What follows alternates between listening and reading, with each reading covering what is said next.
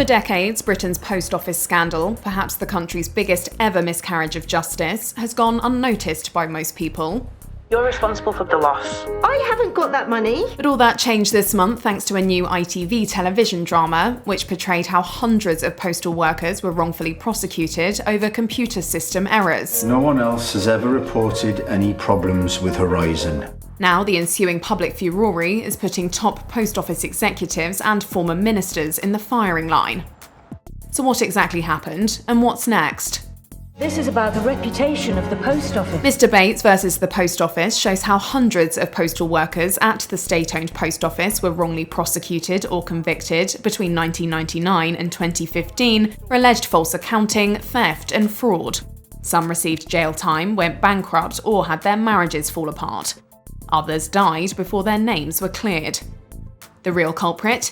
A glitchy software system called Horizon, developed by Japan's Fujitsu. It incorrectly showed money missing from the accounts of individual branches. The Post Office, which also handles people's savings and pensions, maintained for years that the accounting system was reliable, while accusing branch managers of theft.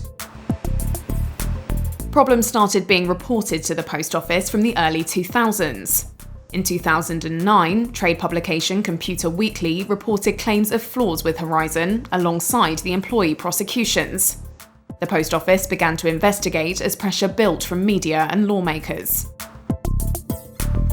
In late 2019, the Post Office agreed to settle claims made by 555 sub-postmasters.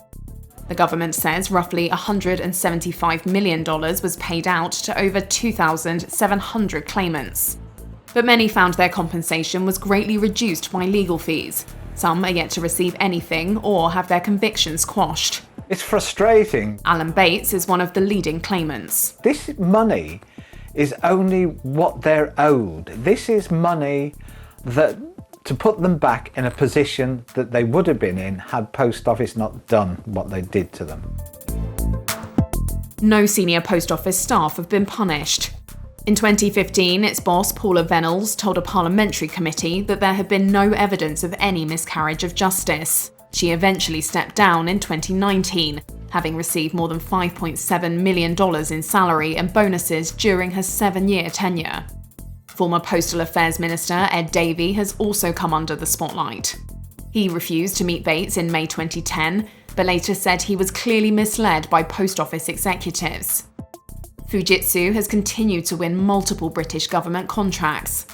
It says it supports a public inquiry and has apologised for its role in the scandal. Bates hopes pressure on officials will mount. I think there's going to be a lot more political attention on this, and it will build the momentum and hopefully bring speedy resolution. Certainly to all those who are still waiting for their financial redress in all of this, which has been so lacking throughout many, many years in their lives. The stories are appalling. People were treated absolutely appallingly. That's wrong. Prime Minister Rishi Sunak has called the scandal an appalling miscarriage of justice and says his government is considering exonerations. London's Metropolitan Police has also confirmed its own investigation. Separately, an independent public inquiry is gathering evidence.